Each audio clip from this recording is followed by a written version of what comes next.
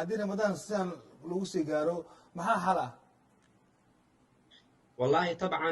ودن كستا iyo maxaa dhihi jiray qof kasta meesha uu joogo xamka caalamiya loo baahan yahay inuu ku soomo soonka masaajidka markana maxaa dhihi jiray in masaajid aad joogtid ay wixii lamid ah masalan xitaa iyadoo roob di'i jiray roob keliya ma aan cudur faafaysa ugu dhimanaya ma roob uu ku wasakeynayo kuna jaaseynayo dhibaato jirka uu keliya u yeelaya noocaasa masaajidada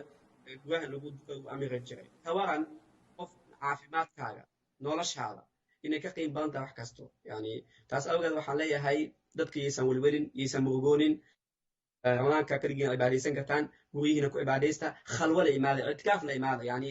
waqtigiina ka faa'iidaysta hal shay iska ilaali un inaan waqtiga ka faa'iidaysanin oo ah inaan maanta dhan yani iska joogtid oo wax la'aan shaqo la'aan may waqtiga ka faa'iidayso ilmahaaga la joog gurigaaga ku shaqeey ama gurigaaga joog yani waxyaalihii aa samayn jirta un dhinac qorshe kale u bedel yani nolosha isma bedelin nolosha way soconaysaa insha allahu tacala cudurkan wuu dhammaan doonaa ilaahi subxana wa tacala waxaan ka rajeynayaa ramadaan bilowgiisa iyo inta usan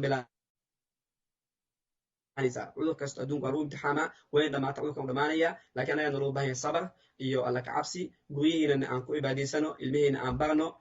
ilmihiina aan la fadhiisano wax aan barno waqti badan aan haysanaa waqtigaas aan ka faa'iidaysano taasaan dhihi lahaa waxay tahay dhammaan ummad soomaali meel kastoo ay joogaan